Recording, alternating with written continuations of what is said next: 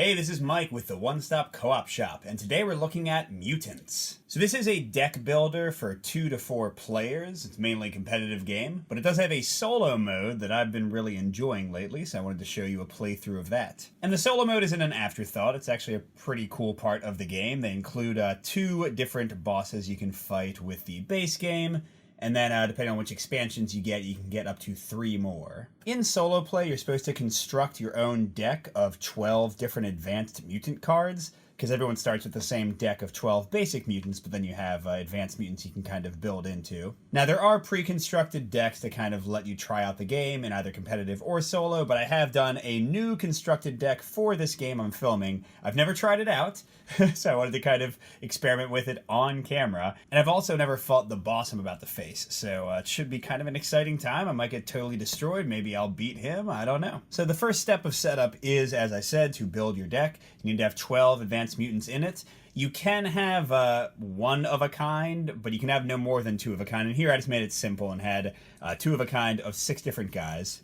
And the key to my entire strategy is this guy, Master Oida. No Star Wars here, definitely not. So most mutants have both a deploy ability, which is like an arrow down here, and a leave ability. Like here, to show you a more basic character, when this guy is deployed, you get to draw a card and discard a card, and when he leaves, you get 1 power point. That's a normal character. So Master Oida kind of changes things up. He actually subtracts a power from you when he's deployed. That's bad. But then he has this ongoing effect that whenever a mutant is deployed, I can lose 1 power to resolve its leave ability instead of its deploy ability. So the entire rest of my deck is built around that guy. If I don't get him out, I'm in a bad way. And what I mean is, look at this guy. He doesn't actually have a deploy ability. All he has is a block ability that can stop an attack from the boss. We'll get into all that soon. But he gets me 3 power when he leaves. And usually I won't even get to use his leave ability because he'll get knocked down by an attack before that.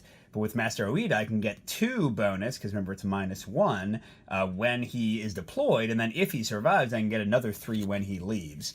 So all of my guys have defense powers, and really good powers at the bottom that Master Oida will let me resolve twice, or once, and get their defense power to go off. And then I did throw in kind of a wild card, Bounty Bug. He has a decent little attack, nothing too special there. But his big thing is that when he leaves, or again with Master Oida when he comes in, he can flip all knocked down mutants face up, and then give me a lot of power for it. And all of my guys get knocked down when they get hit, so basically he'll bring them back to life and let them do something else. So that's my deck overall. I'm kind of getting into my play strategy a bit here in the setup, but let me show you how the rest of the setup works. So like I said, in Mutants, everyone starts with the same basic deck, which contains 2 copies each of all these basic mutants here.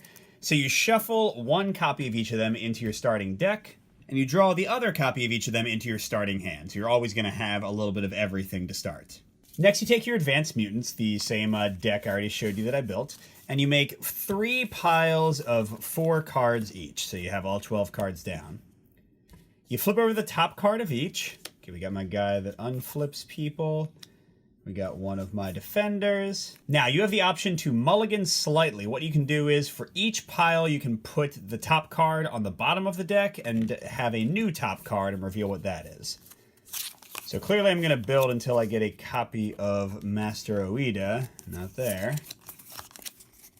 Oh, geez, not there either. This might be a really bad start then.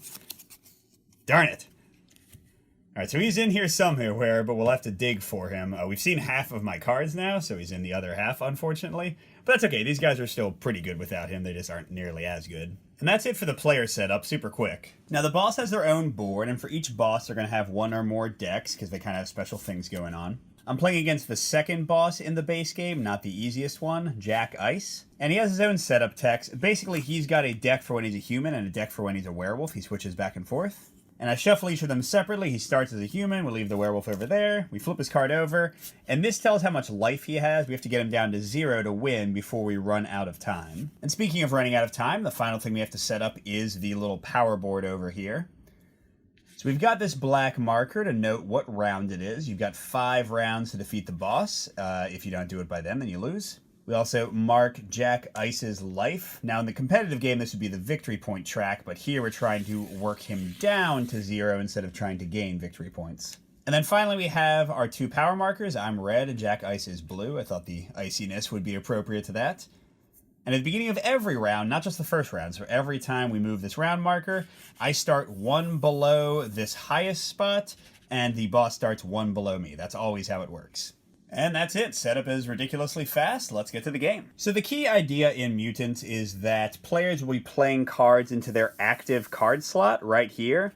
And then as more active cards come down, those other cards will get pushed into the left or right slot, and then eventually they'll leave, and that's when they resolve the little leave ability that my whole deck is focused on. Now, in a regular competitive game, players go back and forth until they've used their entire 6-card hand. And solo play isn't too different. You're going to go back and forth. The boss always takes the first turn in each round. But the key thing here is, since he's going first, the second your hand is out, he stops as well. So he won't take any turns without you, basically. Now, Jack Ice's special thing, and there's a misprint, by the way, it should say round, not turn, is that he's going to switch which deck he's using at the end of each round.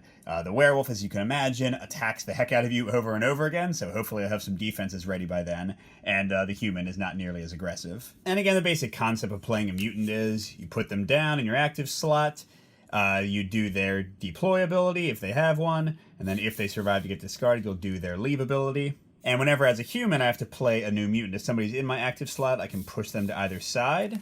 Now, if you play somebody when a side is blank, you have to push that way. But when it's like this, you can choose where the next active mutant goes and, basically decide which leave ability you want to resolve. Now, most abilities will move these power tokens, and if you get all the way to this Fury space and you still keep gaining power, you push the opposing marker down one space for each extra power you gained. And that's important because one of the main ways to get victory points, or in the solo game, defeat the boss, is that if you start your turn in the Fury space, this highest space, and they start in any of these 3 kind of bloody dread spaces down here, then you deal as much damage as this small black value in the corner.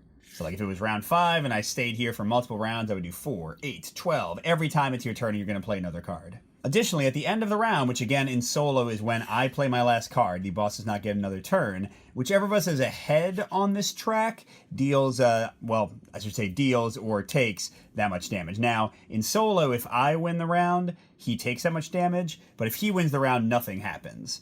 But if he is ahead of me and I'm in dread, like we were just talking about, he does get the bonus as life gained to his track. But yeah, losing the round to him does not hurt me at all. It just means I don't get to hurt him back. Now, I didn't go through the full turn sequence, but it's pretty basic. Crushing the competition is the thing I already showed you, where you have Fury and they have Dread, and you get the little bonus victory points, or in this case, damage.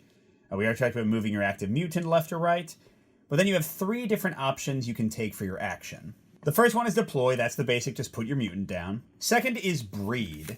You'll see that each of the cards has 1 or more genes in the corner. Basic ones have 1, advanced have 2. And if you discard 2 cards, and between the 2 cards you show every gene that's on the advanced mutant, so like here this can get me the Keymaster since I have the warrior and kind of defense symbol there, then you discard them, so you won't get to play them this round, but you immediately get this guy and deploy him, so right away he comes out. Now, do know that this takes away some tempo for you, potentially, because you are getting 1 fewer turn, 1 fewer card play. You've discarded 2 cards to play 1.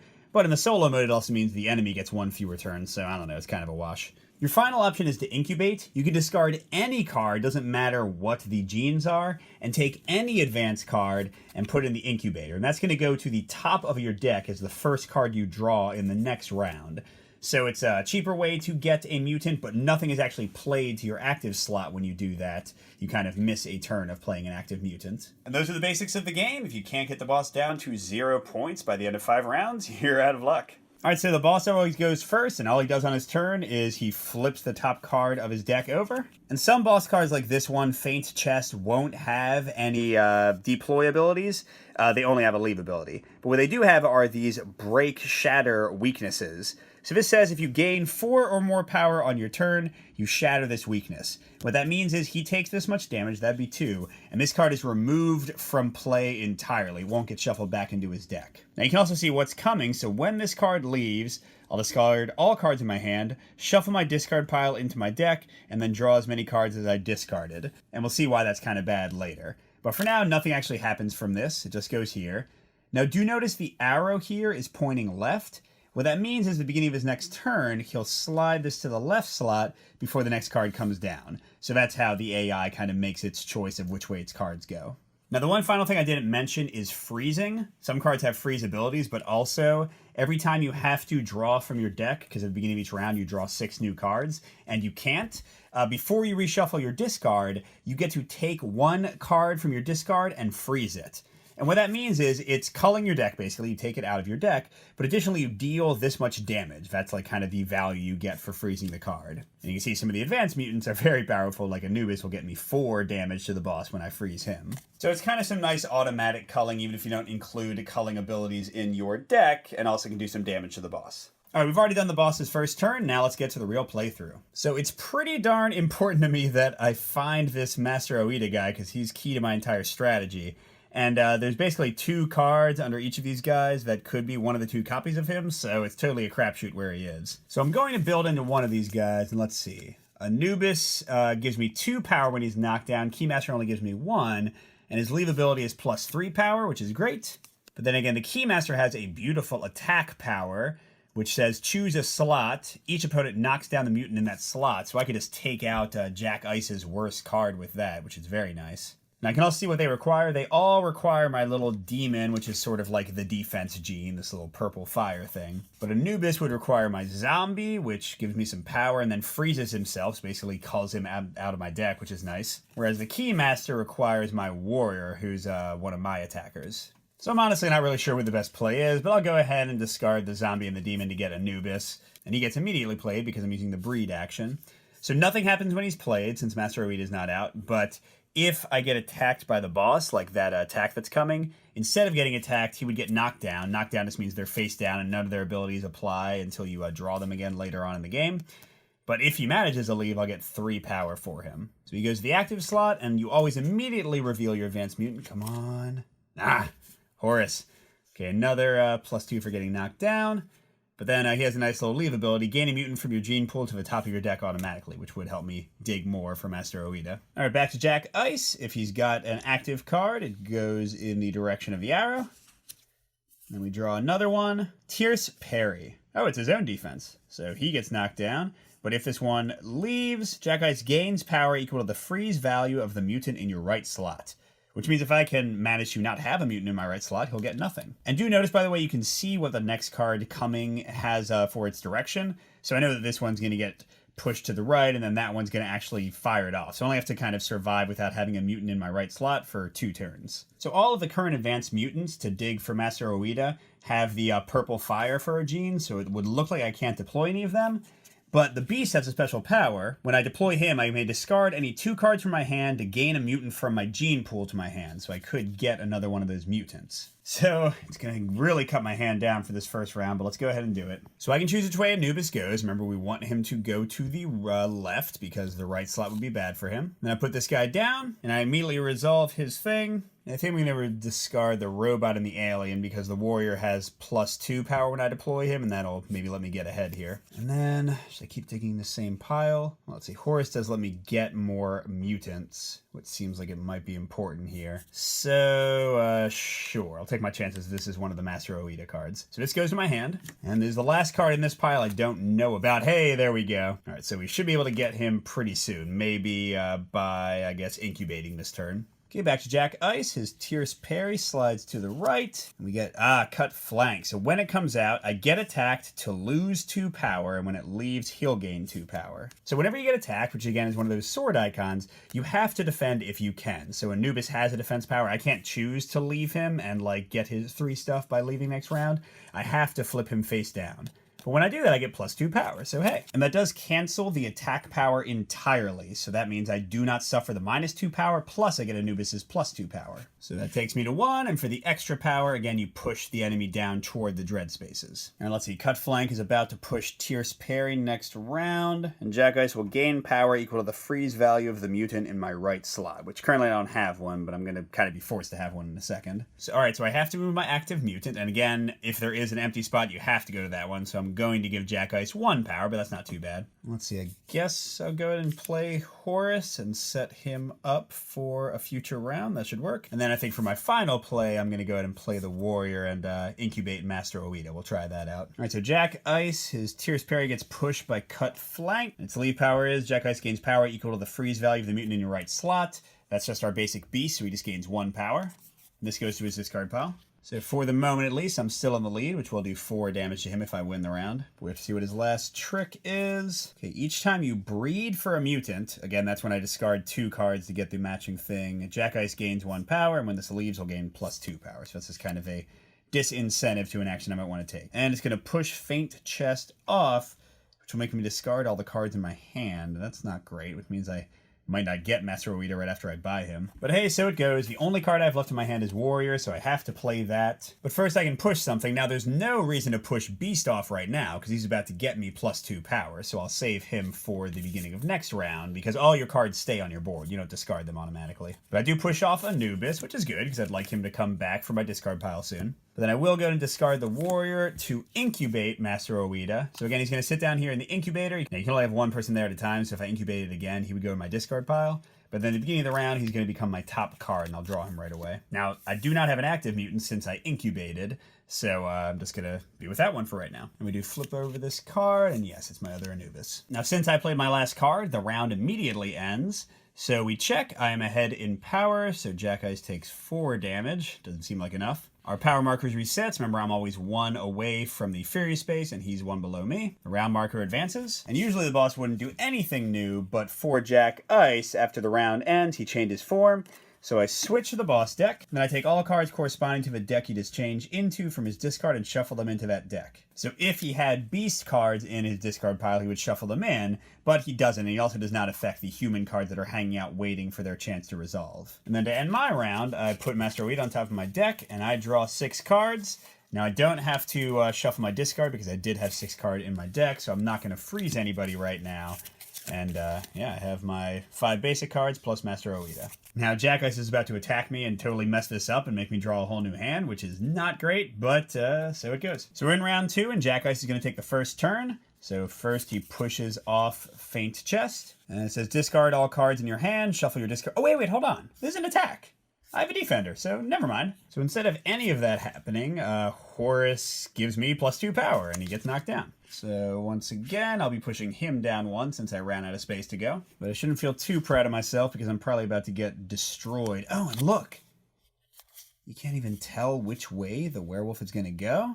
Oh no, it's because it's a special card. Alright, so this mutant leaves, so he immediately gets discarded, and then I deploy the top card of Jack Ice's deck. But first his leave effect is resolved, so if he's dominated, that means I'm ahead by points, he gains 2 power, and then he's getting another card, jeez. So he catches up, and his second card, another one! Oh man, and he's still dominated. So suddenly gaining my power doesn't seem that great. Oh, by the way, I didn't say this, but whoever's on top, so the last one to get to the space, counts as winning a tie. So like right now, Jack Ice would be beating me, but of course he gained another power and pushes me down. And he's not done. Isn't this lovely? Frenzied Leap. So he gains 2 power, and then if he has Fury, he'll gain 3 more, which means he's on that first space. So I want to try to get him off there. But that is going to be tough with me all the way down here. All right, so now we get to my first play.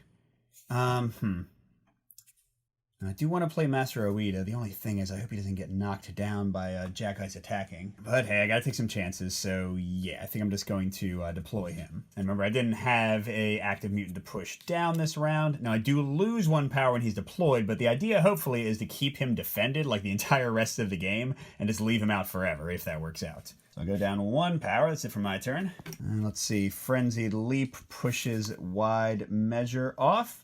So I don't have that breeding penalty anymore, but he gets 2 more power. Yikes. So it is pushing me into drift. That means if I don't move back up out of here this round, Jack Ice is going to get 2 health back at the beginning of his next turn. And he's not done. Let's see if he smashes me.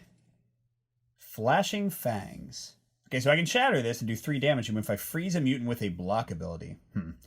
I don't know if I'm going to get around to freezing anything in this round. Oh, +4 power when he leaves. Yikes. He's about to push Cut Flank, which is just +2 power, but still, it's not great for me. Let's see. I want to get a defender down in case he attacks me, so I think I'm going to play the demon. So the question is, do I also want to get the beast +2 power? I think I do, because like if he somehow knocks down cards, it's not that bad to have a card for him to knock down right there. All right, so I'll push the beast off. That'll give me +2 power, get me out of the danger zone. There we go. And then I'll deploy my basic demon. Now, normally she would have no deploy power, but with Master Oida, I can lose 1 power to use her leave power, so I'll get +2 power in the wash. All right, here I come, you jerk, catching up. Of course, not catching up too much because cut flank gets pushed off and gives him +2. Or in this case, since he's already on Fury, -2 to me. And then, let's see. If he has Fury +3, oh my gosh. So it's 1, 2, 3, yikes. Now, the thing is, sometimes the strategy with bosses is to just kind of try to survive for the rounds that they're really whooping you. Because remember, they don't get a bonus for winning the round, and you get a bonus if you win. So with him about to get, oh my gosh, he's going to get 4 more when that gets pushed off. I mean, maybe I just try to survive this round, and then when he changes back to a human, I can try to wail on him, which I guess kind of makes thematic sense, right? Clearly, the demon's going to push off my Horus, and he'll be back in my discard pile. And then if I just use my basic warrior, that'll at least get me out of the red for the moment. Yeah, okay, let's do that. +2, barely enough to get out of the danger zone before he checks it. Man, am I right back? Yes, I am. +4 power. Now, there's no penalty for going below the worst spot. I'm just in it. But he's not done. Knock down your active mutant. Oh, but I won't because my demon is in play. So she gets knocked down instead, but gives me +1 power. And then I got to push somebody off. So yeah, I mean, I'm going to keep Master Oida there, of course. In terms of playing here, I have a few options. Now, none of them let me gain 2 power, even using Master Oida. So there's no way I can prevent Jack Ice from getting +2 life at the beginning of his turn. So what I'm thinking maybe makes the most sense is to use the Beast to get another advanced gene card. Just to set myself up for future turns. Yeah. Alright, so I play him. I'll discard both of my remaining cards. And then let's go ahead and get one of the Key Masters so I can dig down to other cards. Oh, and there's my other Master Oida. Not that I necessarily need him. So when I play the Key Master, I can lose 1 power with Master Oida to knock down one of that guy's mutants and basically take away one of his powerful tools. But unfortunately, I am in a bad spot here, so Jack Ice will gain 2 life. Oh well. And then he does have Fury, which would get him 3 more power. That's just going to slide me 1 space, though, because that's all I have to go. Oh, no. Knock down your active mutant? Well, I guess I already got the card from him, but that means I won't get his +2 power bonus ever. Yep. Sorry, Beast. So I have to make a choice. What do I want to do with the Keymaster? I could play him and knock down one of Jack Ice's cards, or I could discard him to gain something else. Another mutant for next round, like the other Keymaster I have there. But I guess knocking down one of Jack Ice's guys will make me not get as destroyed in a few moments. So, yeah, I guess we'll play him. And actually, this will be a pretty attack-heavy round, because I'm going to push off my warrior.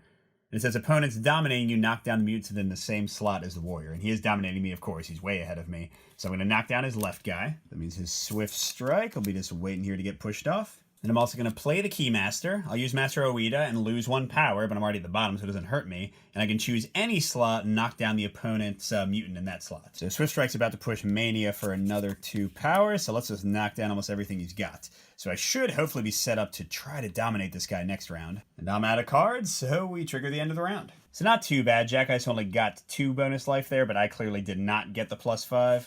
Now we reset. And we go on to round 3, and you'll see the values keep on increasing here. Jack Ice leaves all those wolf cards there, including the ones that I defeated, but his current wolf cards slide down. Normally we go and we pull out any human cards in the discard pile, so those are going to get shuffled into his deck before he starts playing. Meanwhile, I draw my 1 card, but then I need 5 more, so I'm going to choose one thing to freeze before I go deeper into my deck. All right, so clearly I want to keep all my good cards for now. They haven't really gotten their full use yet. I want to keep my demons, because they're more powerful with Master Oida. So I think my robots are probably my cruddiest. I mean, they can give me a cycle, which lets me draw a card and then discard one, and +1 power, whatever. So I'll discard one of them, and when you freeze one of them, you immediately deal their value in damage. So Jack Ice will take 1 damage, bringing him down to 42. And then I shuffle the rest of these and draw the rest of my 6-card hand. Oh, this is a very nice draw. I'm definitely going to try to smash this guy this round. I have Anubis and Horus. So Horus is going to get me more mutants to my gene pool. That's awesome.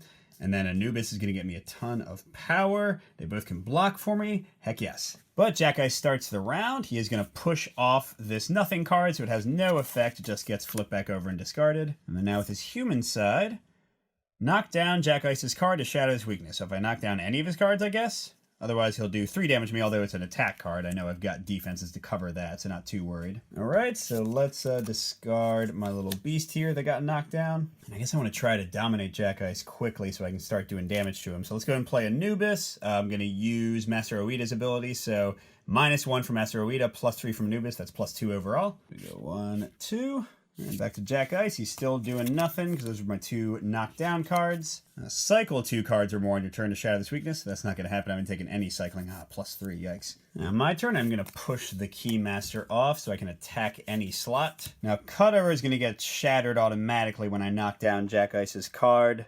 So I guess I want to knock down the Cartwheel since that's +3 and just let Swift Strike go off. It's not a big deal. So Cutover is shattered, taken out of his deck entirely, and he takes 1 damage. Puts him to 41, yay, progress. But I've still got the chance to play a card or do something tricky here. Let's just do some basic power generation, and also the zombies can freeze themselves out of my deck, which I would like to get to my better cards. So I'll just play this and get +2 power. So that pushes him down 1 more, and I'll start doing 3 damage to him every turn. But of course, that's after he gains +2 power right back. Ping-ponging is fun. Okay, what you got for me? Cut flank. He is attacking me, but he's not. So he would have done -2, but my Anubis is going to get knocked down and give me +2 instead. All right, so once again, he's almost there. That does mean that Anubis is just going to get pushed off for no effect, but I can handle that. All right, let's go ahead and play my other zombie, get another +2. Now we'll push him down, so as long as he doesn't go back up by 2 this round, then I'll be hurting him. And certainly this isn't going to help much because that was a nothing card. Come on, don't go up. Gain 4 or more power on your turn. Gosh.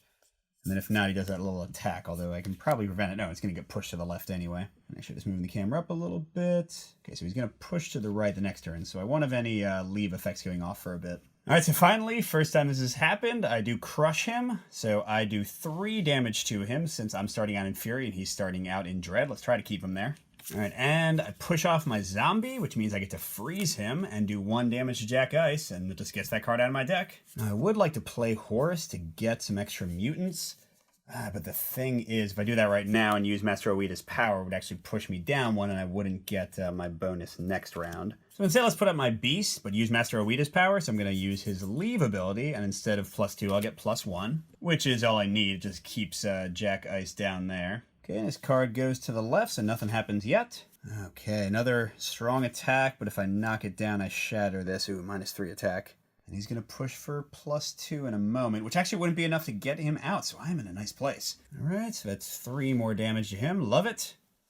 And I'm going to freeze my other zombie, so that'll be 1 more. My Beast is in a good spot to give me extra points. And so I definitely want to play Horus as my last card, because then the -1 to use his power won't matter anyway, so I guess I'll do Alien first. But honestly, I don't need anything right now, so I think I'm going to have no active card and go ahead and put something in my Incubator. Let's see, do I want my Keymaster or Anubis? Anubis gives me more actual power, but Keymaster can attack. The attacking could be useful because that lunge ability is pretty nasty. So, sure, let's go and incubate the Keymaster. That does reveal another card. Oh, it's my other Horus, okay.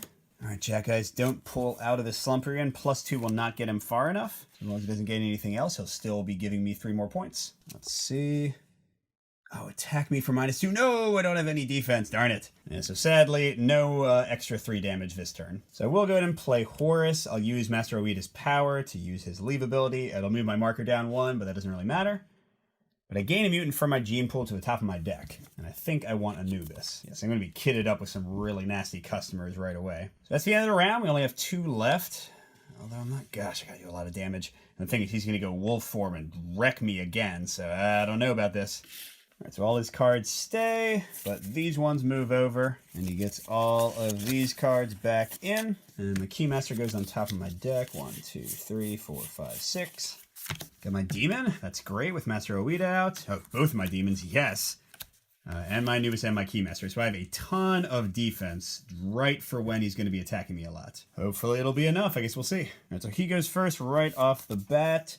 And he tries to attack me, make me discard all my cards, but of course it doesn't work out for him. Instead, Horus gets flipped and gives me +2, although I guess that does leave me vulnerable to whatever he might do next. All right, so I go like that. But Werewolf... Oh, just +2, but if he has Fury +3, but right now he doesn't. It's going to give him 2 more. I need to try to push him down. All right, so there that goes. All right, so I do push off my Beast and get +2 power, which will push him down a bit. And then, I mean, maybe I can actually get him down and start doing some damage. I can put one of my Demons down and give me more. Yeah, I mean, well, actually... Oh, that's right. He has a thing that if I shatter it won't ever hit me. It seems like maybe it's a good idea. Yeah, let's try this out. I'll play the Keymaster. Now I will have to lower myself down 1 to hit him right away. But I'll damage his cut chest. I don't really care about Frenzied Leap, because he shouldn't have Fury if I'm playing this right. And that'll shatter Lunge, which will do 1 more damage to him. So yeah, I mean, I'm pretty much shutting down his whole offense for a little bit. Although, who actually knows how things will go? Flashing Fangs. Freeze a mutant with a block ability to shatter this weakness. I mean, I could if the round ends soon enough for me to do it, because otherwise +4, yuck. Now, the next card is a push left, which means Frenzied Leap will go off in a little bit. If I just keep him down, I should be fine. All right, so the Keymaster pushes Horus off. Yeah, let's just do some crazy points. Demon will get me +2 after the minus from Master Oida. Boom, boom. I could theoretically start getting bonus points soon. Flashing Fangs slides over. Clawed Crush. Freeze a mutant with a block. Oh man, if I could do it, I would destroy both of those, but there's no way to make it happen that quickly.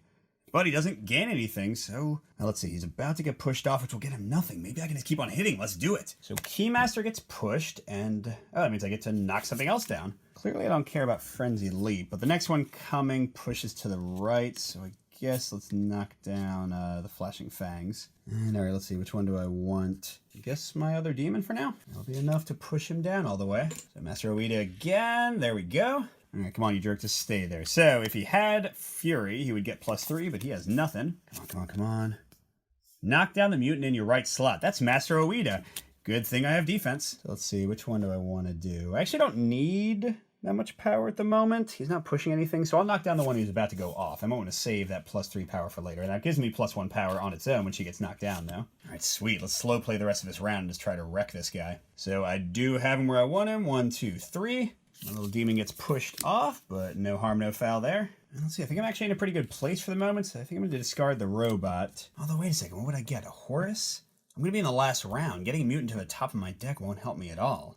So what the hey, it won't help me that much, but I guess I'll play the robot for its cycle ability. So I draw 1 card, and then I discard 1 card. Alien, Warrior, Anubis. Yeah, Alien's the obvious one. So I've gotten through 1 kind of weak card to get back to my better cards faster. All right, Jack Ice swipes a whole bunch of nothing. Come in with, come on, get hit again. If Jack Ice has Fury +3, you do not, sir. So I guess the wolf just whimpers a lot when he's not in the lead. Oh my gosh, it's kind of a waste, but I'm getting +3 more. It just pushes him down a single space. My robot comes down, though. Now, he is about to get an attack off that'll knock down the mutant in my left slot. But honestly, I'm winning by so much, I don't want to have Anubis there to take the attack. So let's... but then the Warrior's going to give me +2. But I mean, Anubis will as well. So yeah, let's just go ahead and play the Warrior. All right, so he will swipe my robot to being knocked down. And then... Oh, if he's dominated +2. Darn it. And then he gets to play another card, so I probably won't keep him here. He's still in the good spot for a moment. I just hope he doesn't get any more. Let's see. Knock down your active mutant. That kind of sucks, but he's not getting a bonus, so it doesn't mean I'll get 3 more damage on him. I can handle that. Oh yeah, wow, my board just became pretty crud. But hey, not a big deal, because look, he's down to 17. He's about to take 7 more. He'll be down to 10. Ooh, yes. All right, so that robot comes off. I do have to play Anubis. I'm getting +2 power. So he's back in Deathland, not that it matters, because the round is over. So he is taking 7 more damage. But he's back in a better spot. But I'm on his weak version again, at least the version I think is kind of weak, so I can do this. I can definitely do this. And ooh, ha ha ha. This Clawed Crush hung on just long enough. If I can freeze a mutant with block from my discard pile, which I'm about to do, I can do 3 more damage to him and take out this card before it ever fires off. Yes. All right, so Jack Ice is switching back to an exhausted human for the last time, and it's not going to go well for him, I don't think. Meanwhile, I have only a single card, a Warrior. And let's see, who do I want to freeze? Oh, I know, I'll freeze Horus. Because yes, he's got a good block ability, but his gaining a mutant in my gene pool is basically useless. So I'll do 4 more damage and freeze a guy for 3 more damage. Oh, he's almost dead already. So again, that guy's freeze value was 4. Clawed Crush gets shattered because that guy had a block ability. So that's 3 more. Oh, you are almost done. All right, 5 more cards. Yes. Defense, defense. Oh, and Anubis. Oh my gosh. So much power at my fingertips. All right, Jack, I think you're pretty much done for, but let's see how you do. You are going to get 2 power from that. Now let's see if we can go ahead and flip this up too.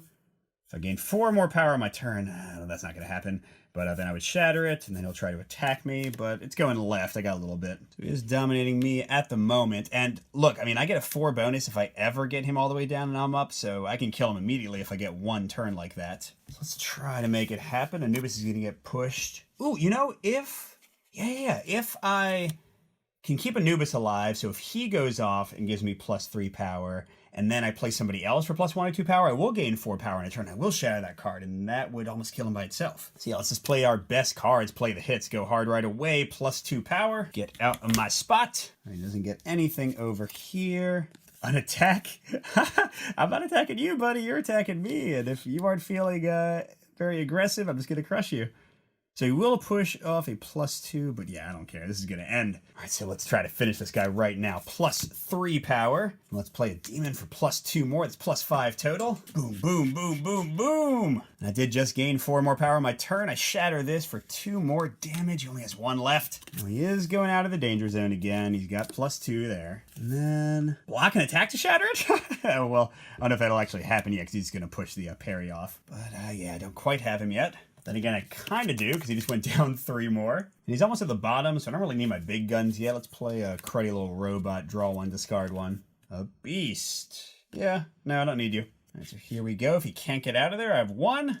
Let's see. Ooh, it's good that I played a cruddy card. Well, I guess I didn't have a choice. But Jack Ice gains power equal to the freeze value of the mutant in your active slot. That's only a 1, so that won't do almost anything for him. Yes, if he can't get out of this, he's done. Come on, come on, come on, come on.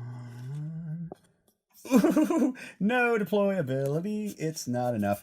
Yeah, so if I deploy a mutant from your hand, which I certainly would be doing, he would get plus 1, but he does not get anything right now. So at the start of my turn, I crush him for 4, and man, I'm going to crush him for a few more rounds, and then 8 more damage.